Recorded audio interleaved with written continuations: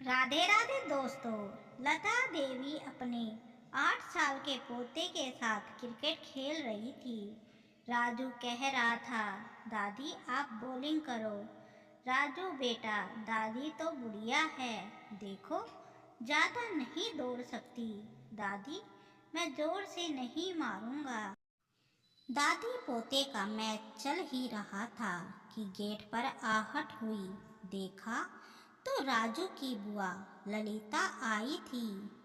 बुआ, राजू दौड़कर बुआ के पैरों से लिपट गया। झट से बुआ के पैर छूकर कहा, बुआ आप इतने दिनों बाद क्यों आए? बुआ ने पर्स से राजू को उसकी फेवरेट चॉकलेट निकाल कर दी और प्यार से उससे पूछा, कैसा है मेरा बच्चा? जवाब में राजू ने गर्दन हिला दी। ललिता ने माँ के गले लगते हुए कहा, कैसी हो माँ? माँ मुस्कुराते हुए बोली, मैं ठीक हूँ, तू आज कितने दिनों बाद आई है? अरे माँ, बैंक के जॉब का तो तुम्हें पता ही है, छुट्टी मिलती कहाँ है। आज छुट्टी ली थी तो सोचा तुमसे मिल आऊं। दोनों माँ बेटी बातें करने लगे। लता जी बिटिया के लिए चाय नाश्ते का इंतजाम करने लगी। चाय पीते हुए ललिता ने कहा, माँ भैया और भाभी ने तो तुम्हें अपने बच्चे की आया बना कर रख दिया है। इस उम्र में तुम सारा दिन राजू के पीछे दौड़ती रहती हो। ये उम्र है तुम्हारी बच्चे पालने की। दोनों अच्छा कमा लेते हैं, डे बोर्डिंग में क्यों नहीं डाल सकते राजू को? प्रकाश ललिता का भाई इंजीनियर है और भाभी रमा प्रोफेसर है। उन्होंने तो तुम्हें अपने घर का चौकीदार बना दिया है। लता देवी ने कहा, अरे ललिता तुम ये क्या बातें लेकर बैठ गई हो? माँ के पास आई हो, दो चार मन बहलाने वाली बातें कर। माँ मुझसे तुम्हारी ये हालत देखी नहीं जाती। तुम कहो तो मैं भाभी से बात करती हूँ। लता देवी चौंक गई। खबरदार जो इस तरह की फालतू बातें की अपनी भाभी से।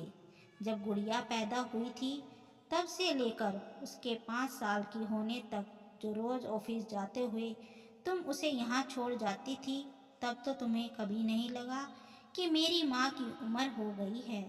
अब तुम्हारे बच्चे तुम्हारे सास ससुर के साथ रहते हैं तो क्या तुम्हारे सास ससुर जवान हैं? पर माँ, पर कुछ नहीं, मैं सही सलामत हूँ। प्रकाश और रमा मेरा बहुत ख्याल रखते हैं, सारे काम के लिए नौकर हैं और मैं अपने पोते को जरा सा देख लेती हूँ तो मैं क्या आया बन गई? सच तो ये है कि राजू के बहाने मैं भी अपना बचपन जी लेती हूँ। मुझे अच्छा लगता है जब वो सारा दिन दादी दादी करके मेरे पीछे घूमता रहता है। माँ तुम तो कुछ समझती ही नहीं, बड़ी भोली हो। देख बेटा, ये मेरा घर है, इसे कैसे चलाना है मैं और रमा देखेंगे, तो अपना घर देख। और हाँ एक बात और, परिवार का जो सदस्य घर पर रहता है वो चौकीदार नहीं होता। ये हम सब का घर है और इसकी देखभाल की जिम्मेदारी हम सब की है। इतने में रमा भी अपने काम से वापस घर आ गई। उसके चेहरे पर थकान झलक रही थी। ललिता को देखकर रमा मुस्कुराई, पैर छूकर बोली, दीदी इस बार आप बहुत दिनों बाद आए हो, घर पर सब कैसे हैं? ललिता बोली, सब ठीक है। अरे माँ, आप मुझे फ़ोन कर देती तो मैं हलवाई के यहाँ से दीदी के फेवरेट समोसे और रसमलाई ले आती। मैं इन्हें फ़ोन कर देती हूँ कि अगर ये घर पर आ रहे होंगे तो लेते आएंगे। जाकर हाथ मुंह धोकर कपड़े बदल लो, थक गई होगी। ललिता जी ने प्यार से रमा को देखते हुए कहा। रमा फ्रेश होकर ललिता और माँ जी के पास आकर बैठ गई। दीदी आप कब आए? यही कोई 2 घंटे पहले। ललिता फीकी सी हंसी हंसकर बोली, अरे वाह, तब तो आपने माँ से बहुत गप्पे लड़ाए होंगे। मैंने मिस कर दिया। हाँ, हमने बहुत सारी बातें की। इससे सीख दे रही थी। लता देवी बोलती है, बहुत दिनों बाद आई है, इसलिए इसका कोर्स छूटा हुआ था। तो हो गया कोर्स पूरा? रमा खिलखिलाते हुए बोली।